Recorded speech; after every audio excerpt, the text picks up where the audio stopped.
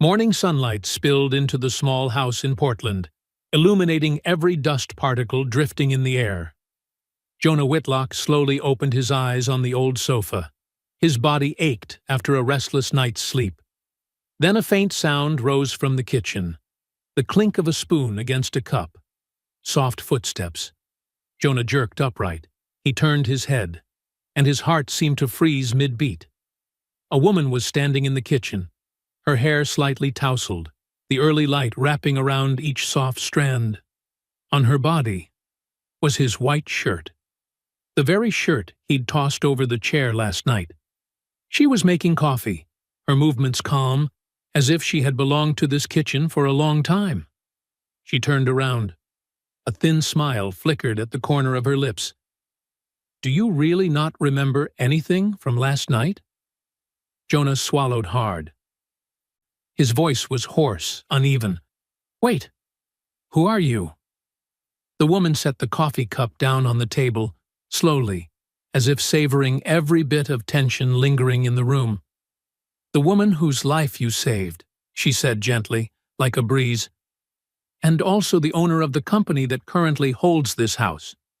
Jonah shot to his feet. The room seemed to spin for a second. His heart pounded hard, every vein throbbing at his temples. From the hallway came a burst of giggles. Tessa, his daughter, peeked her head out of the bedroom door. Her blue eyes sparkled with curiosity. The woman looked at Tessa, then back at Jonah. In her eyes was something both unfamiliar and dangerous, as if she were hiding a secret he hadn't yet touched. "We need to talk, Jonah. If you're wondering how all of this began, remember to hit subscribe so you don't miss what happens next. This story is only beginning to unfold. After all, what does the mysterious woman in Jonah's shirt truly want from him? And what she's about to say, could it change the entire life of the Whitlock father and daughter? Jonah Whitlock, 36 years old, a mechanical engineer who once worked for a major company in Seattle. Now, he is just a freelance repairman in Portland, fixing leaking pipes, running electrical wiring for old houses. Any job that pays, he takes. His daughter, Tessa, 7 years old, eyes blue as a summer sky, blonde hair tied high behind her head. She is Jonah's entire universe. Even though life is always a struggle, Jonah still teaches her one thing. "Tessa, we may be poor, but we never give up. Understand?" She nodded. And strangely, Tessa understood life more than most children her age. But that night, that fateful night, began with a storm. Rain poured down on the streets of Portland. Thunder roared across the sky. Jonah drove his old truck home after a 12-hour shift. His shirt was soaked with sweat and engine oil, his hands trembling from exhaustion. The truck swayed on the flooded road. The headlights flickered in the thick curtain of rain. Then he saw it. A luxury car lay tilted on the roadside, its front end rammed into a tree. White smoke rose from the hood. Flickering headlights cast a faint beam of light, like a final cry for help. Jonah hit the brakes. The truck skidded across the slick road. He jumped out, running through the rain like charging into a wall of white. Inside the car was a woman, her black suit soaked through, her white shirt stained with blood. Her expensive watch still gleamed faintly beneath the flashes of lightning. Her face was pale, a streak of blood running from her forehead down her cheekbone. The seatbelt held her tightly in place. She saw Jonah, her eyes wide, terrified. "Help me, please." Jonah didn't think, didn't hesitate. He smashed the window with his elbow. The skin split, blood mixing with rainwater. He grabbed his pocket knife, cut the seatbelt, and pulled her out. Just seconds later, the engine burst into flames. The woman collapsed against his chest, her body trembling violently. "Thank you. I can't breathe." Her breaths were shallow, rapid, full of panic. The hospital was miles away. Half the city was cut off due to flooding. There was no route that would get them there in time. Jonah made a decision within a single heartbeat. My house is nearby. We need to get there now. She nodded weakly. He drove fast, but carefully, his hands still shaking. Through the fog of rain, his small house appeared. A worn wooden home with peeling paint and a crooked fence bracing itself against the storm. Inside, he laid her on the only bed in the house. He pulled a blanket over her and leaned down to check her breathing. She was unconscious, but stable. Jonah grabbed a pillow and headed to the sofa. That would be his place to sleep tonight. Around midnight, Tessa woke up. She quietly stepped into the living room and saw her father sitting upright, his tense eyes fixed on the bedroom door. "Daddy? Who is that woman?" "She's hurt, Tessa. She needs help." "Will she be okay?" "I think so. Go back to sleep." Tessa wrapped her arms tightly around him. "You're the best person in the world." "I'm just doing what I should, sweetheart." A bolt of lightning tore across the sky, a flash of white illuminating the woman's face through the crack of the door. And in that instant, Jonah saw something in her, something indefinable. Strength. Power. A quiet authority that made others hold their breath. This was not an ordinary person. Who was she? Dawn arrived slowly. The storm had retreated, as if it had never existed. Jonah made coffee, hot steam rising in the small kitchen. He leaned into the bedroom to check on the woman once more. She was still sound asleep. He looked around. The expensive suit hung over the chair to dry, the designer handbag placed in the corner, the platinum watch gleaming on the bedside table. This woman had money. A lot of money. But last night, none of that mattered. She had simply been someone who needed help. A sound came. She was waking up. Jonah stepped back, giving her space. He went to the kitchen and began preparing breakfast for Tessa. Then he heard footsteps. He turned around. His world seemed to stop. The woman stood at the doorway, wearing his white shirt, the one he'd left on the chair. Her hair was messy, but her eyes were sharp, alert, studying him. She smiled.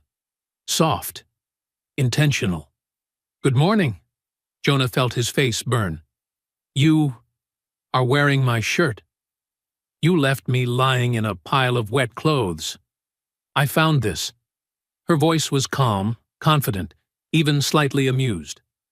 "I hope you don't mind?" Tessa came running in, her hair still tousled from sleep. "Who are you?" The woman crouched down to be at Tessa's eye level. "Just someone your dad saved." Jonah stood frozen. This woman, in his shirt, in his kitchen, was acting as if she had belonged here for years. "I can call a taxi for you," Jonah said, his voice tense, awkward. "No need. My driver is waiting outside." "Driver." She poured herself coffee and took a sip. "He's been waiting since 6 this morning." Jonah blinked. "You could have left hours ago." "I wanted to thank you properly." She set the cup down. "And return this." She pointed at the shirt. But she didn't move. She simply smiled. A smile that felt like she was testing how he would react. Tessa burst out laughing. Jonah looked at his daughter. "Tessa, go get ready for school." "But Dad—" "Right now." Tessa pouted, but headed back to her room. The woman watched their exchange. "She's adorable. How old is she?" 7. "You raise her alone?" "That has nothing to do with you." She raised an eyebrow. "That's true." A silence sliced through the air like cold wind. Jonah lowered his head, wiping the table, doing anything to avoid her gaze. Then she opened her handbag and took out a thick, soft leather wallet. She set a stack of cash on the table. $100 bills neatly arranged. At least 2,000. To cover last night. Jonah looked at the money, then at her. "Cover what?" "You saved my life. Gave me a bed, clothes, everything." Jonah's jaw tightened. "I didn't do it for money." She shrugged. "Then consider it laundry money. Your shirt probably needs dry cleaning." Something inside Jonah cracked. He grabbed the money and shoved it back toward her. "Take it. I don't need your money." Her face remained completely calm. Most men would take it. "I'm not most men." She tilted her head, studying him as if examining the structure of a strange machine. "No, you're not." She calmly took the money back, folded it neatly, and slipped it into her bag. "My mistake. I thought I was being generous." "Generous?" Jonah let out a cold, bitter laugh. "You think throwing money around is generosity? You don't know what generosity is? Then explain it to me." Generosity is helping someone because it's the right thing to do, not because of debt, not because of money, just because they need it. She stood still. For the first time, a flicker of confusion crossed her usually composed face. "I understand," she said softly. "Do you, really?" Jonah turned away.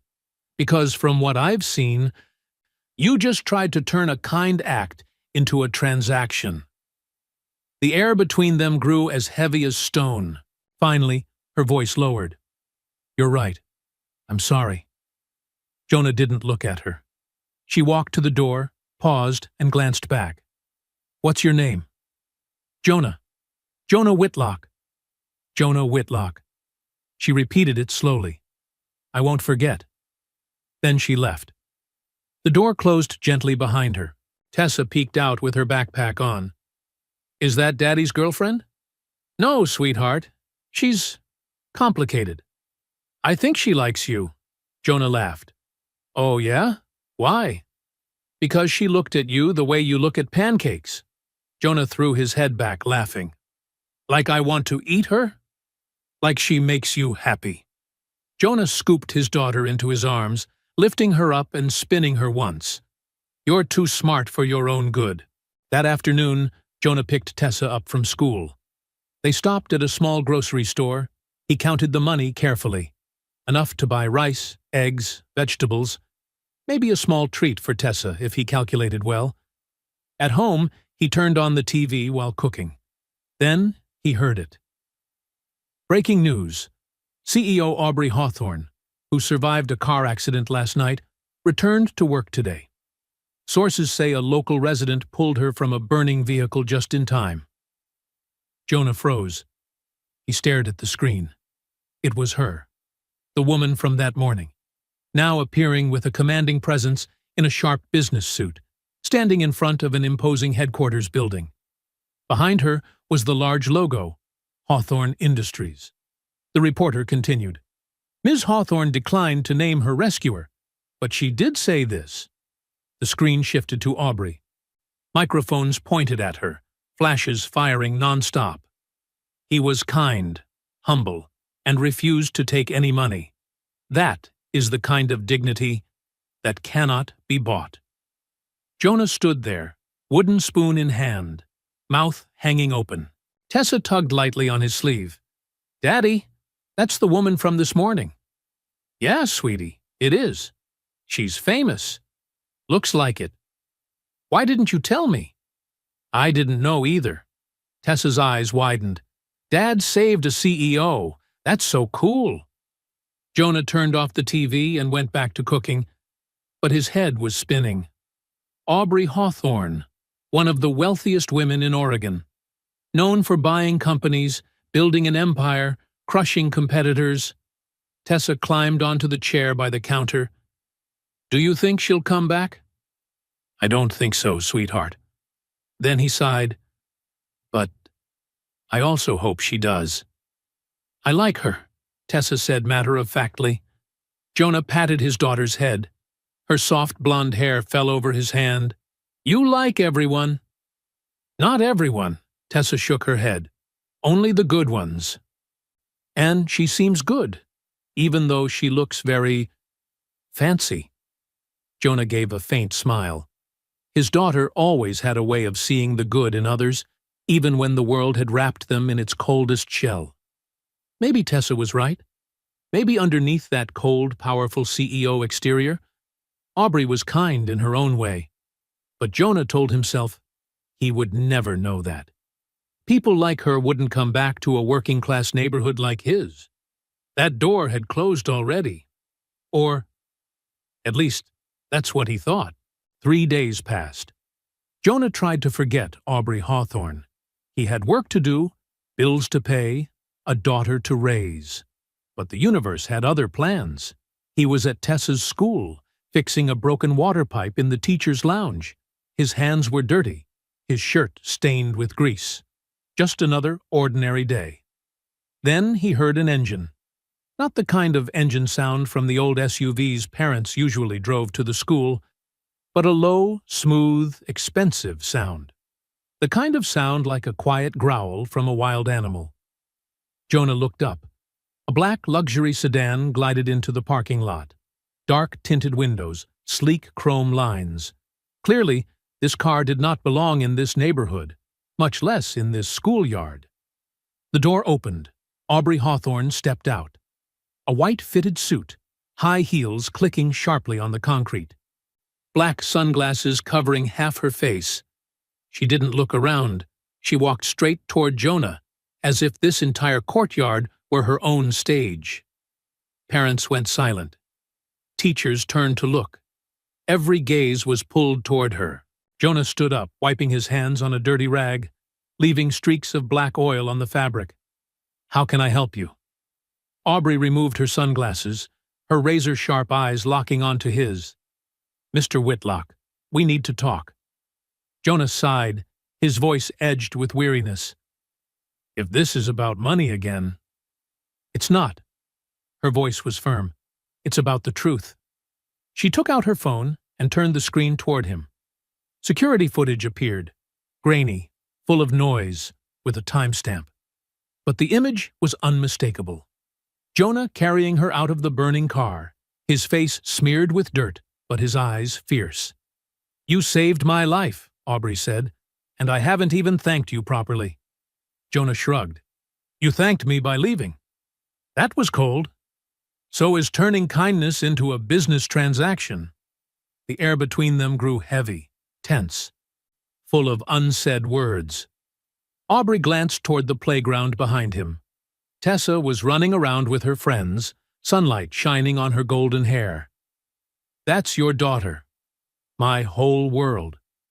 Aubrey watched Tessa for a long moment. The hardness in her gaze softened. "She's lucky to have you. I'm the lucky one." Aubrey stepped closer, her voice lower. "Jonah, I'm here to apologize and to make things right. You don't owe me anything. Maybe not, but I want to do this." She pulled an envelope from her bag and opened it. Inside were legal documents. Jonah immediately recognized the logo of the property management company that handled his rental. "What is this?" "I own the building you rent. As of yesterday, I bought it." Jonah's stomach tightened. "You did what?" "And as of this morning, your entire rent balance is paid. The house belongs to you, completely free." Jonah stepped back half a step. His head spun. "You think kindness is a debt to repay? I don't need this. This isn't about debt." Her voice was serious, sincere. "It's about starting something better." "Better for who? Your conscience?" "Better for people like you," she replied, without blinking. "People who do the right thing and never get anything for it. You deserve more than that." "I already have what I need. I sleep well knowing I helped someone. That's enough." "Is it enough?" She gestured around the school grounds. "Working yourself to exhaustion, struggling to pay bills, sacrificing everything for your daughter. This is enough? Jonah, you deserve better." "I don't need to be saved. Everyone needs saving at some point." Her voice caught slightly. "Even me." Jonah stopped. In her eyes there was something, a tiny crack in the steel wall of a billionaire CEO. Pain, vulnerability. This story wasn't just about him. "What happened to you?" he asked. Aubrey looked into the distance. "I grew up poor, lived in a housing project. I had to climb alone. And somewhere along the way, I forgot what helplessness felt like." Until the accident. Until the accident. She gave a sad smile. You reminded me that money doesn't buy character. It doesn't buy courage. And it definitely doesn't buy the man who carried a stranger out of a fire. Jonah exhaled softly. The anger inside him dissolved. So what now? Her voice steadied. Now I do what I should have done from the start. She handed him another document. I'm starting a fund for single parents, especially single fathers. Financial support, job training, childcare? Jonah skimmed it. His eyes widened. The Whitlock Fund. I used your name. I hope that's okay. You named the fund after me? It represents the only kind of strength I truly respect. Quiet strength, honest strength, human strength. Jonah stared at the document. His name, Jonah Whitlock, printed boldly, tied to something bigger than himself. I don't know what to say. Say you'll work with me. Aubrey met his gaze. Say you'll help me find families who need support. You know this place better than I do. You want me to work with you? I want you to guide me, keep me grounded. Make sure this fund actually helps people, not my reputation. Jonah looked at Tessa. She was running around happily, unaware that her father's life was changing course. All those nights Jonah stayed awake worrying, rent, food, whether he was good enough. If I join, Jonah said slowly, we do this my way. No PR, no flashiness, just real help. Aubrey extended her hand. Agreed. Jonah shook it, her hand firm, warm, equal. Aubrey tilted her head, a playful smile appearing. Oh, one more thing. What? I still have your shirt. Jonah laughed, truly laughed. Keep it. You wear it better. A crowd had gathered around them, phones raised to record, whispers spreading through the schoolyard. A reporter squeezed in. Local paper here. Ms. Hawthorne, are you two dating? Aubrey glanced at Jonah. Her eyes sparkled as if hiding a secret. Not yet. But he did lend me his favorite shirt. Laughter rippled everywhere. Jonah shook his head, smiling helplessly. You are impossible. I prefer the term determined, she replied, lips curving. Tessa ran over, panting. Dad, that's the lady from TV. That's right, sweetheart.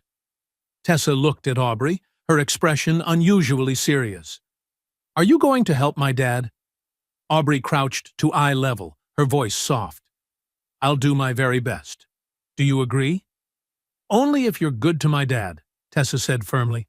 My dad is the best dad in the world. Aubrey smiled. A real smile. I can see that, and I promise. Tessa suddenly hugged her. A simple hug, but it made Aubrey freeze. Then, slowly, she hugged back. When the girl ran off toward her friends, Aubrey stood up, her eyes slightly wet. She's wonderful, she whispered. She's the reason for everything I do, Jonah said. Aubrey nodded. Then let's make sure you don't have to struggle anymore. She turned and walked toward her car. At the door she paused, glanced back. I'll send the paperwork this week. And Jonah? What? Thank you for reminding me why I started this company. Why? To help the people who once helped me, when I had nothing. She stepped into the car, the door closing. The sedan glided away like a whisper. Jonah stood there, the documents in his hand, heart pounding. His life was really changing. That night, after Tessa went to sleep, Jonah sat alone in the dark living room. The envelope from Aubrey lay on the table. He hadn't opened it yet. Jonah reached out and touched the edge of the paper. His fingers trembled slightly, as if what was inside wasn't paperwork, but something that could change his entire life. And then the memories came back. Camille, his wife. Shimmering red hair, a warm smile, hands that always knew how to make the world feel lighter. She had died 3 years ago. Stage 4 breast cancer. A battle that was too long, too painful, He remembered the endless nights spent in the hospital, the constant beep, beep of the machines, the bitter smell of antiseptic burning in his throat. He remembered Camille's small hand in his, growing weaker day by day. On the final night, she looked at him, her voice barely a breath. "Jonah, don't let our daughter go without. Promise me. I promise. And don't close your heart. She deserves happiness. Camille, promise me." Tears streamed down his face. "I promise." She passed away at 3 a.m. He held her cooling body, screaming into the darkness. Screamed until his voice went raw. Screamed until it felt like his heart was fracturing inside him. From that day on, Jonah threw himself into work like a man running from his own heart. 3 jobs at once. Fixing pipes, installing electrical wiring. Any job anyone hired him for, because he knew if he stopped, he would have to feel. And feeling meant pain. Only Tessa kept him standing each morning. Her laughter. The way she looked at him was like he was a superhero. But the truth? He was falling apart. His bank account had $247 left. Next month's rent, $1,200. Not including electricity, water, and phone bills. Not including food. Last week, Tessa asked, "Daddy, why don't we go eat pizza like before?" Jonah forced a smile. "Eating at home is healthier, sweetheart." But the truth? He couldn't afford it. And then Aubrey Hawthorne appeared, like someone had thrown a beam of light into his life. A light so bright he didn't know whether to believe it. A free house, a fund named after him, a chance to breathe. But deep inside, part of him was still afraid. Afraid that accepting help meant he was weak. Meant he had failed the promise he made to Camille. Finally, Jonah opened the envelope. Inside were the house ownership papers. His name was right at the top. Clear, formal, unmistakable. The house was his. No more rent.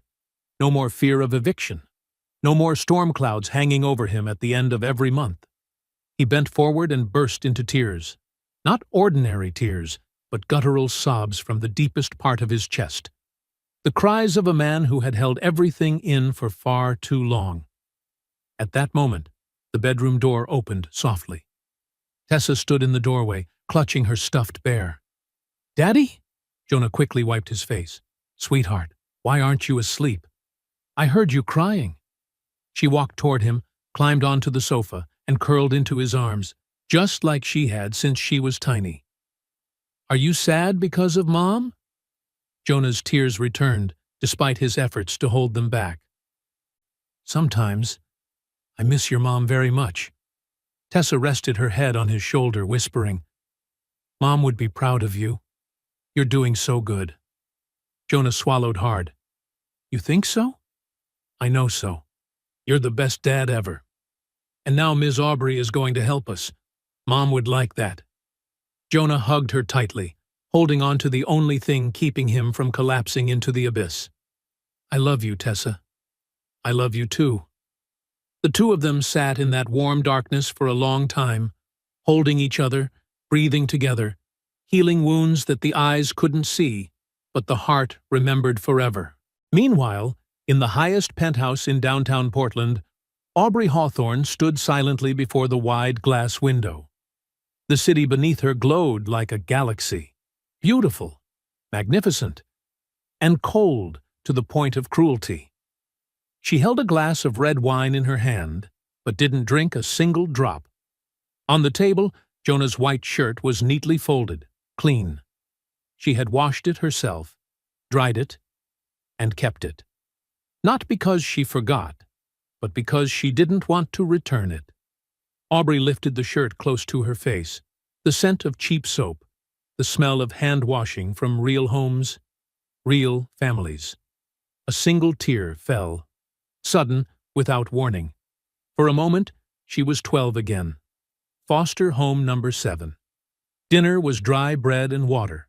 She was so hungry that she stole an apple from the fridge. Mr. Smith, the balding man with the stench of alcohol, slapped her across the face.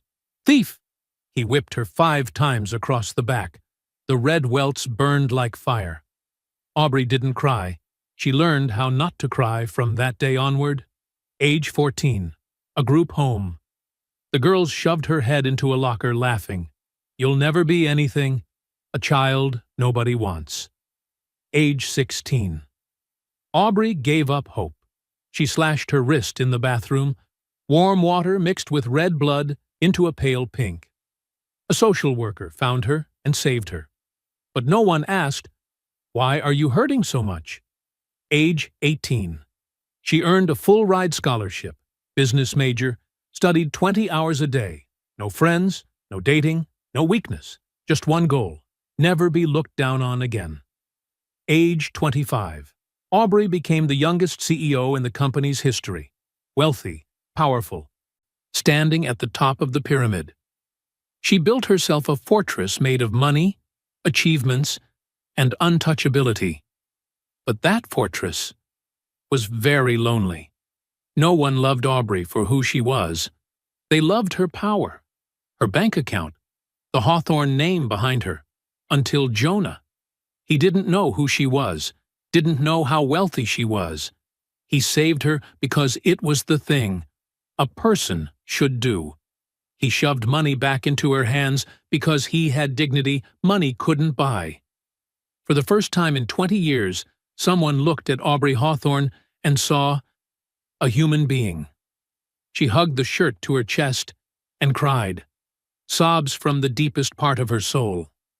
Painful, but the kind of pain that made her heart come alive again.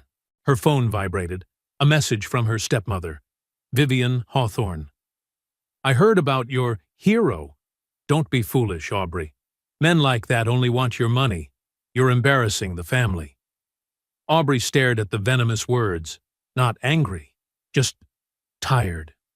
She deleted the message, then blocked the number. Vivian was not someone she needed. She never had.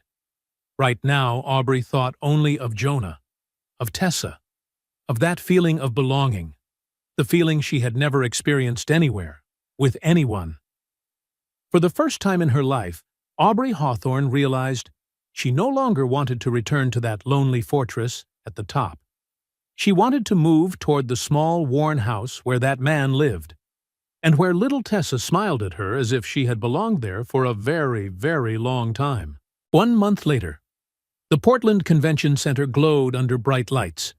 Press crowded the hallways. Cameras, reporters, and influencers stood in long rows. Today was the launch day of the Whitlock Fund. Jonah stood backstage, looking impossibly out of place in a suit. The tie tightened uncomfortably around his neck, his shoes polished so much that he could see his reflection in them. Everything made him want to step outside just to breathe. Tessa sat beside him, pretty in her dress, hair braided neatly, her legs swinging with excitement. "Daddy, are you famous now?" Jonah chuckled softly. "No, sweetheart, I'm just standing here." "But they named the fund after you." "That doesn't mean I'm famous. It just means I'm a little luckier." A production assistant rushed toward him, looking stressed. "Mr. Whitlock, you're on stage in 5 minutes." Jonah froze. "I thought I was just attending?" "Ms. Hawthorne wants you to speak. She didn't tell you?" Jonah inhaled sharply. "No, she definitely didn't." Tessa covered her mouth, giggling. "Dad's gonna be on TV." "Thank you for the perfectly timed announcement." The auditorium lights dimmed, music rose, the room fell silent. Aubrey stepped onto the stage, confident, sharp as ever, but her eyes tonight were softer than usual. With just a small nod, she took command of the packed room. "Good evening. Thank you all for being here." Her voice rang clear and strong. "Tonight, we launch something special, something deeply personal to me, the Whitlock Fund." Applause thundered through the hall. Camera flashes erupted. "This fund exists because of one man, a man who saved my life without asking for anything, a man who reminded me that true strength isn't measured by money, but by dignity." She turned toward the wings, her gaze landing directly on Jonah. "Jonah Whitlock, please join me on stage." His heart stopped for a beat. Tessa nudged him forward.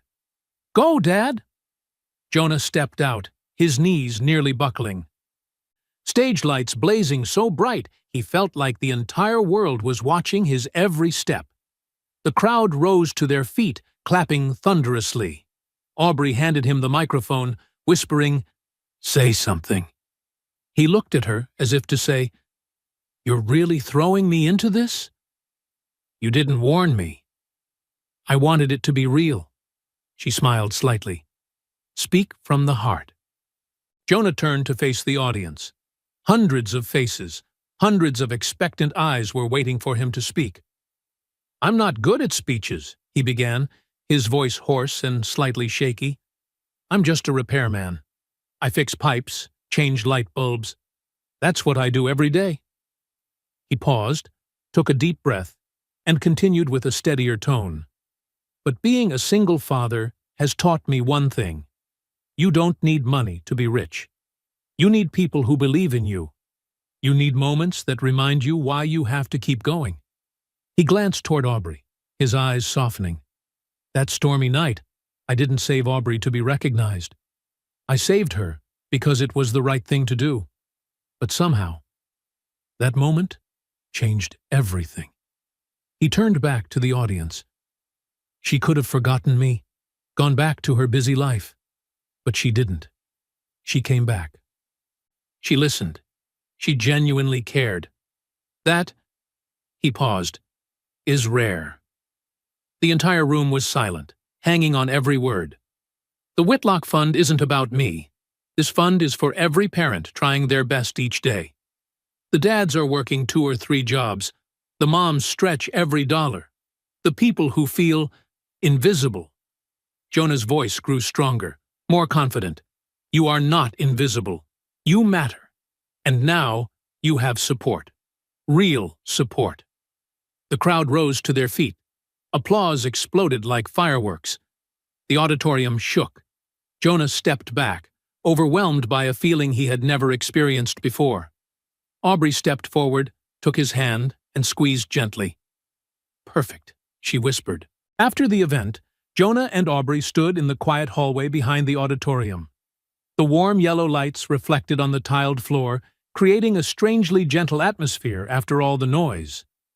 Nearby in the lobby, Tessa was fast asleep on a long sofa, her head resting on her tiny stuffed bear. Aubrey opened her bag and took out a small, elegant box. "I have something for you," she said, her voice soft but firm. Jonah shook his head. "You've given me enough." "Just open it." He lifted the lid. Inside was a pen engraved with the words, "For the man who doesn't sell kindness." Jonah felt his throat tighten. "You didn't have to do this." "I know." Aubrey stepped closer, close enough that only a breath separated them. "But I wanted to, because you deserve it." Her gaze softened. "You changed my life, Jonah." He gave a small, genuine smile. "You changed mine, too." They stood facing each other, close enough that one small step would bring them into contact. The air between them felt electric, tense and warm at the same time. Aubrey leaned in slightly and whispered, "I still have your shirt." "I know," he replied, the corner of his mouth lifting. "I saw you wearing it in that article last week." She let out a soft laugh, the gentlest sound he had ever heard from her. "It's my favorite shirt now."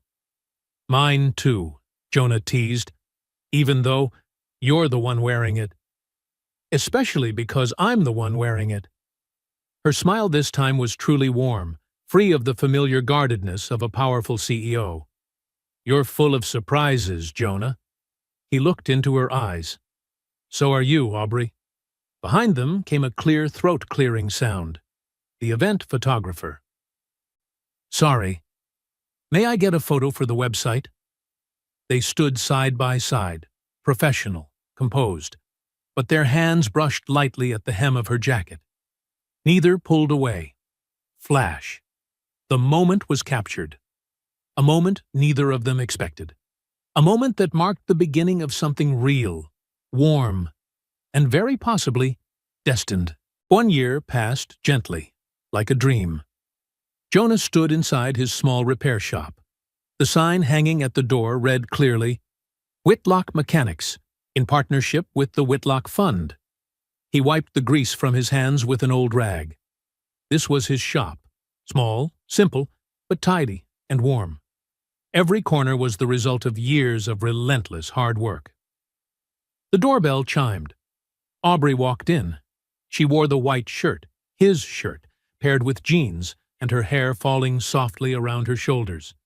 She looked both relaxed and so stunning that he momentarily lost his words. "Still fits," she said, a faint smile on her lips. Jonah chuckled. "You still enjoy stealing my clothes." "Borrowing," she corrected, her eyes glimmering with playfulness. "Right, of course." Aubrey walked around the shop, gently touching the toolkit, the drill, and each item he kept with such care. "This place is perfect," she said with certainty. "It's small, but it's honest, like you." At that moment, Tessa ran in from the back door, her 2 braids bouncing with each step. "Aubrey, I got the STEM scholarship. Full ride?" Aubrey's face lit up. "You're amazing. I'm so proud of you." Tessa hugged her tightly. Jonah watched them, his daughter, the woman in front of him. A feeling of family settled deep in his chest, warm in a way that was hard to describe. Tessa ran back to finish her homework. The shop grew quiet again. Aubrey turned back to Jonah, not with the look of a powerful CEO, but with the gaze of a woman carrying her whole heart in her hands. "I have something for you," she said. Jonah raised a brow. "Another gift?" "Open it tomorrow," she said softly. "Promise?" She handed him a cream-colored envelope, sealed carefully. "What's inside?" Jonah asked, his heartbeat beginning to quicken. "A question I'm afraid to ask." "Afraid?" His voice softened. "Terrified." She gave a fragile smile, then gently brushed her fingers against his cheek. "You make me feel things I thought I had buried." "Like what?" "Like I'm home." Jonah pulled her closer. "You are home." They kissed. Gentle, deep. A year of friendship blooming into love. She stepped back, smiling. "Open it tomorrow." "Why not now?" "Because I want you to truly think about it." She left. Jonah stood alone, the envelope warm in his hand. That night, Jonah tossed and turned, unable to sleep. The envelope lay on the nightstand like a challenge, silently staring at him, waiting for him to open it. Finally, he reached for it and lifted it. His fingers trembled slightly. In his mind, a familiar voice whispered, the voice of Camille. "Don't close your heart, Jonah. You deserve happiness." But was he allowed? Allowed to love again? Allowed to move on? To let the past rest? A tear fell. Then another. For the first time in many months, he allowed himself to feel pain and hope. Jonah opened the envelope. Inside was a handwritten card, Aubrey's lettering sharp and neat, yet with a faint tremble, as though she had written it with her whole heart. "Jonah, you saved my life in the storm, but you did more than that. You saved me from becoming the person I hated. You reminded me that kindness is the strongest currency, that honor matters more than wealth, that love is built on respect, not transaction. I'm not asking because I owe you. I'm asking because I cannot imagine life without you, without Tessa, without the man who shoved my money back at me and taught me what dignity truly is. Will you marry me? A." The second page was a printed invitation. The wedding of Aubrey Hawthorne and Jonah Whitlock. Jonah's hands shook violently. Tears fell as naturally as breathing. He laughed and cried at the same time, feeling his heart clench, but in a way that was sweet beyond belief. Tessa appeared in the doorway, clutching her stuffed bear, eyes still sleepy. "Daddy," Why are you crying? Jonah wiped his tears, but the smile on his face couldn't be hidden. Because something impossible just became possible, sweetheart. Is Ms. Aubrey going to be my mom? He lifted his daughter and spun her gently. Do you want her to be? More than anything. Then yes, he whispered. She's going to be your mom. Tessa squealed with excitement and hugged his neck tightly. The two of them danced around the kitchen, their laughter filling the small house like sunlight pouring through every window. Their lives were about to change again. But this time, it was right. It was beautiful. And it was built on love. The kind of love both of them thought they would never find again. But happiness, like always, never came easily.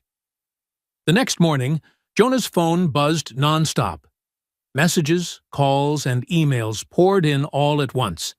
He opened social media, and it felt like someone punched him straight in the chest. The biggest headline on the news feed: CEO Hawthorne buys her hero? Romance scandal or PR stunt? A photo of Jonah and Aubrey together at the event had been taken from the worst angle possible. Below the image were rows of vicious headlines. She bought him a house. He saved her. How convenient. From plumber to CEO's fiancé, fairy tale or brand-boosting scheme? Insider source: Whitlock exploited the accident to get paid. Jonah's stomach twisted. He scrolled down to the comments, and things got even worse. Obviously, he's after her money. She bought him. Simple. Why do rich women always end up with losers? Each word sank into his chest like a cold blade. His phone rang. Aubrey's name appeared. Jonah answered. Jonah, did you see it? I saw. I'm sorry. I'll take care of it. No. His voice suddenly hardened, cold as steel. I'll handle it myself. He hung up before she could say anything else. At school, things were even worse. Tessa ran home in tears, her face red from humiliation. They said Daddy is a freeloader. Said Miss Aubrey paid you to... She choked. Each word came out like it was being carved from her throat. Jonah pulled her close to his chest. His body trembled slightly with anger and helplessness. Don't listen to them, sweetheart. I didn't sell my soul. But that night, after Tessa fell asleep, Jonah lay awake in the dark. A storm of doubt tore through him, ripping at the seams of his heart. Was he living off someone's pity? Was he taking advantage of her without realizing it? Would Camille be disappointed in him? Those questions pressed on his chest like a stone. For the first time since meeting Aubrey, Jonah felt like he might lose everything. The next day, Aubrey called. Jonah, I need you to come to my place, tonight. Why? My family wants to meet you. Jonah's heart sank. Aubrey, please. For me, the Hawthorne estate. It was so large it looked more like a 5-star hotel than a private home. Tall iron gates, a lawn as big as a golf course, house staff moving with the precision of a trained unit.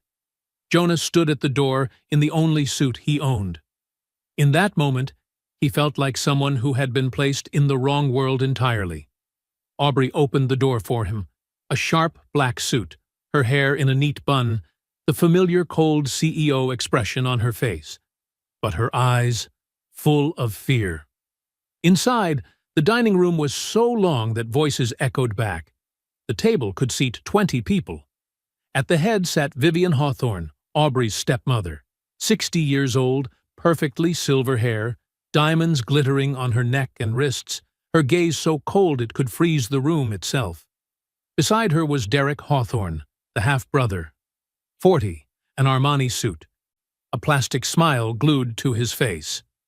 The moment Jonah stepped inside, they looked at him as if he were a stain on the marble floor. Sit down, Mr. Whitlock. Vivian's voice was sharp as a blade. Jonah sat. Aubrey sat beside him, her hand gripping his tightly under the table as if to steady herself. And him. Vivian took a sip of champagne and set her glass down. So, You're the hero. I just did what anyone should do. Right. And now you have a free house, a foundation named after you, and you're about to marry the richest woman in Oregon. She let out a mocking laugh. Very convenient. Mother, Aubrey warned. Be quiet, Aubrey. I'm talking. Vivian leaned toward Jonah. What do you want? Money? I can write a check right now. How much for you to disappear from her life? Jonah stood up. I don't want your money. Everyone has a price. Not me. Derek chuckled. Oh, he plays the role well. The nobleman. Jonah turned to him. I'm not acting. Sure. It's just a coincidence you saved my sister right when she needed someone to touch her feelings, right? Derek, that's enough. Aubrey shot up from her seat. No. Vivian slammed her champagne glass onto the table. You need to wake up, Aubrey. Marrying a plumber? You're disgracing the Hawthorne name. Jonah turned to head for the door. But then he heard Aubrey's voice, calm, cold as steel. Mother is right. Jonah froze. Aubrey took a breath, then continued. Jonah has no money, no status, no power. His heart cracked. But she wasn't finished. But he has something no one in this family has. Dignity, honor, and the ability to love me as a human being, not my bank account. The room fell dead silent. Aubrey walked up to her stepmother. You want the truth? Jonah is the only man who has ever looked at me and seen my real worth. Not the CEO, not the billionaire. Aubrey. A person. Her voice trembled, but her resolve held firm. For the first time in my life, I feel enough. Not because of what I own, but because of who I am. She turned to Jonah. And if Mother cannot accept that, then I'll leave this family, because I chose him. And I will always choose him. Silence. Vivian stared at her daughter like she were a stranger. So, you're serious? More serious than ever. Vivian shot to her feet. Then you're a fool. She stormed out. Derek gave her one last contemptuous look. You'll regret this, Aubrey. The door slammed shut, shaking the walls. Aubrey collapsed onto a chair, her whole body trembling. Jonah immediately knelt beside her. You didn't have to do that, he whispered. Yes, I did. She looked at him, eyes red. They don't define me. You do. He pulled her into his arms. You're incredibly brave. I'm terrified. So am I. In that massive, cold, empty house, they held each other. Just the two of them. And for them, that was enough. The following week, everything got worse. The press kept tearing them apart without mercy. Hawthorne abandons her family for a plumber. A love soaked in PR? Did she save him, or did he save her wallet? The company's stock dropped. The board of directors held an emergency meeting. Aubrey worked nearly 20 hours a day just to keep her entire empire from collapsing. And Jonah? He only saw himself as a burden. That night, heavy rain, just like the night they met. Jonah quietly packed clothes, tools, a few of Tessa's toys. Tessa ran in, eyes wide with fear. Dad, what are you doing? We're leaving, sweetheart. Leaving where? Somewhere else, starting over. What about Aubrey? Jonah couldn't bring himself to look at his daughter. She will be better off without us. Tessa froze. Then her voice trembled. I don't believe you. For the first time in her life, she yelled at him. You're giving up, just like you gave up on Mom.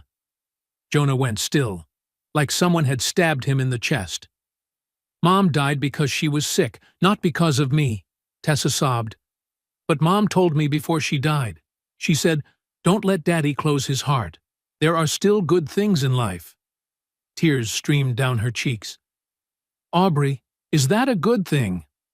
Dad, and you're closing your heart. Jonah dropped to his knees, pulling his daughter into a tight embrace. Both of them cried until it hurt. "You're right," he whispered. "I'm so sorry." Tessa hugged him even tighter. "Then don't go. Fight for her, like a real hero." Jonah kissed her forehead. "I promise." Past midnight. Jonah drove to Aubrey's penthouse. He knocked. No answer. He used the spare key she had given him last month. Inside was dark, cold. Aubrey sat on the floor, back against the wall, eyes red and swollen. Mascara streaked down her cheeks. "Aubrey?" She looked up, voice cracked. "What are you doing here?" "Returning to the house." "No." Jonah sat beside her. "I came to apologize." "Apologize for what?" "For planning to leave you." Fresh tears slid down her face. "I knew it. Everyone leaves." "You don't understand." "I do," she screamed, completely losing control for the first time. "Everyone I ever loved left me. My biological parents dumped me into the system. My foster families beat me. My stepmother only wants my inheritance. And now you, the only person who ever made me feel loved." Her voice broke. Aubrey collapsed, burying her face in Jonah's shoulder, sobbing like she had held it in her whole life. Jonah held her so tightly, it was as if he could shield her from every pain she carried. "Listen to me," he whispered gently. "Listen very carefully." He lifted her face, wiping her tears. "I'm not going anywhere. I was just scared. I thought I was dragging you down.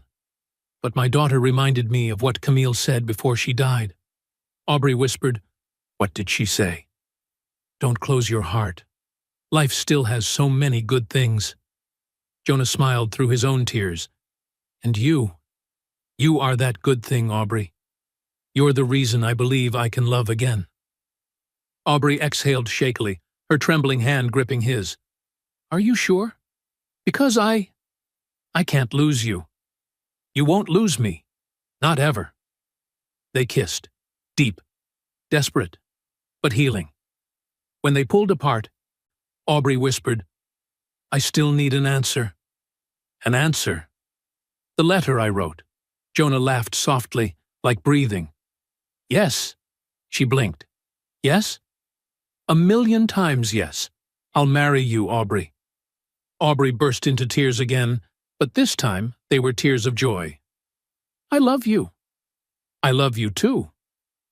They sat leaning into each other on the floor, under the faint glow of the city lights, until dawn broke. Two souls once shattered, now found each other. The next morning, Aubrey called a press conference. All the major news outlets were present. Cameras flashed brightly. Microphones crowded the table.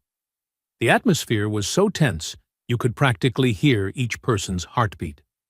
Aubrey stepped up to the podium, standing firm, exactly like the CEO the whole world had seen her be. But right beside her, Jonah stood, calm but a little awkward. And behind them, Tessa, in her cute pink dress, looking up with pure pride. "Thank you all for coming," Aubrey began. "Today, I have an announcement." Camera flashes exploded immediately. "This past week, the media has raised many questions about my relationship," she said, her voice steady but slow. "They say I bought Jonah Whitlock. They call this a scandal." Aubrey reached out and took Jonah's hand, a simple but powerful gesture. "The truth is this. Jonah saved my life. Not just once. He pulled me out of a burning car during the storm, and then saved me again from a cold, lonely life where money was the only measure of worth." Her voice caught for a brief moment, but her gaze remained unwavering. "He taught me that kindness cannot be bought, that love is not a transaction, and that family is where people love you for who you are." Aubrey turned to Jonah. Then, in front of the entire press, she slowly knelt down. The whole room seemed to stop breathing. A few people gasped and covered their mouths. Jonah froze, his heart dropping out of his chest. "Jonah Whitlock," Aubrey said, her voice trembling slightly but full of certainty. "You made me believe in love. You made me believe I deserved to be loved. So, will you marry me? Jonah let out a laugh choked with tears. You already asked? Aubrey smiled. Then answer me in front of everyone. Jonah nodded, tears glistening under the bright camera lights. Yes, 1,000,000 times. Yes. Aubrey stood. Jonah pulled her into his arms and they kissed. A kiss that spoke all the words they had never dared to say. The crowd erupted into applause. Microphones shook with reporters shouting, "What about your family? They disapprove. What do you say about that?" Aubrey turned back, her gaze sharp but serene. My family, she said firmly, is Jonah and Tessa. The rest is just blood relations. Do you regret it? Another reporter asked. Aubrey smiled, soft but resolute. Never. A small chapel, warm, intimate. Only the people who truly mattered. No extravagance, no fireworks, no red carpet. Just exactly them. Simple, sincere, and complete. Tessa stood in the center in a pure white dress, her braided hair adorned with tiny flowers. Her little hands rested in the hands of Jonah and Aubrey, as if she herself were the thread binding the three of them together. Judge Merrick, 65 years old, gentle, with a kind, benevolent face, smiled as he looked at them. Do you, Jonah, take Aubrey? Yes, Jonah answered immediately, not waiting for him to finish. You don't need to hear the rest. I do. The whole chapel burst into laughter. Aubrey looked at him, both moved and excited. I've waited long enough for this moment. Judge Merrick shook his head, chuckling. All right, Aubrey, do you? Yes, forever. Aubrey replied without a single hesitation. Then by the power vested in me. But he didn't even get to finish before they kissed. An early, slightly awkward kiss, but so beautiful it made hearts ache. No one complained, no one stopped them, because clearly they had waited for this for a very long time. At the small reception afterwards, Jonah handed Aubrey a wooden box. What is this? She asked. A key. A key to what? My truck. The truck from that night. I restored it myself. And now it's yours. Aubrey looked down at the old key, the very thing she thought Jonah had thrown away long ago. Tears fell instantly. You kept it? Her voice trembled. Jonah smiled. Some things are worth keeping, like us. She placed her hand on his chest. Especially us. They danced. Aubrey rested her head on Jonah's shoulder. Tessa ran over and hugged both their waists, and the three of them swayed together to the soft music filling the room. Aubrey whispered, Sometimes kindness saves one life. Jonah replied, voice deep and warm. Sometimes it saves two. Tessa chimed in, her laughter ringing bright. Sometimes three. They held each other as the sun set, warm orange light washing over the three of them like the universe's blessing. 5 years passed like a long dream. Jonah now ran the Whitlock Mechanics chain with 5 branches across Oregon. Each shop hired single parents, people who needed a second chance to stand back up. Aubrey resigned as CEO, dedicating all her time to operating the Whitlock Foundation. The foundation now supported more than 5,000 families each year. Tessa, 12 years old, stood on stage receiving a National Science Award. In her speech, her voice rang with confidence, far more mature than her age. I learned from my dad that dignity has no price. I learned from Mom Aubrey that courage is knowing you're vulnerable, but choosing to fight anyway. The entire hall erupted in thunderous applause. After the ceremony, the three of them sat inside the old truck. The truck Jonah had carefully restored, still carrying the soul of that stormy night years ago. Tessa asked curiously, Why don't we buy a new car, Dad? Jonah laughed, patting the steering wheel. Because this one has memories, sweetheart. Aubrey placed her hand gently over his. That's right. The night you saved me. This was the truck that took me home. Tessa tilted her head. Home? You mean Grandma's house? Aubrey looked at Jonah, her eyes warm and glistening. No, honey. Home, as in where your dad is, where I first felt accepted. They drove through Portland under the sunset. The city sparkled, as if blessing everything they had been through. Jonah asked, half teasing, half serious, "Do you regret it? Leaving an entire empire for me?" Aubrey laughed. "Are you kidding? I have everything. You, Tessa, a family. But you used to have an empire. An empire that was cold. This family is what's warm." From the back seat, Tessa chimed in, "You two are so sweet, it's ridiculous." They burst into laughter. The truck stopped at the park, the same place where, during the hardest days, Jonah could only bring Tessa because he couldn't afford anything else. The three of them sat down on the grass. Tessa chased butterflies, her laughter floating through the breeze. Aubrey rested her head on Jonah's shoulder. "Can you believe it? How did everything begin?" "From a storm. From an accident. I thought I was just helping a stranger on the road. But you saved me. You saved me too. From a life of surviving, not living." Aubrey lifted his face and kissed him softly. "We saved each other." Tessa ran back, holding a bunch of wildflowers. "For Mom." Aubrey accepted them, eyes turning misty. "Thank you, Angel. I love you, Mom. I love you too." The three of them lay on the grass, watching the clouds drift slowly. The wind carried the scent of a peace they had fought hard to earn. Jonah said quietly, "Camille would have loved you." Aubrey blinked. "You really think so?" "Absolutely. She always wanted Tessa to have a mother who loved her." Aubrey swallowed a lump in her throat. "I'm trying my best." "You're doing an amazing job." Tessa hugged them from behind, her voice bright as sunlight. "You know what? I'm the luckiest kid in the world." "Why do you say that?" Jonah asked. "Because I have two moms who love me. One mom in heaven, and one mom who's hugging me right now." Aubrey couldn't hold back. She pulled Tessa into a tight embrace. "You're too smart for your own good, little Tessa."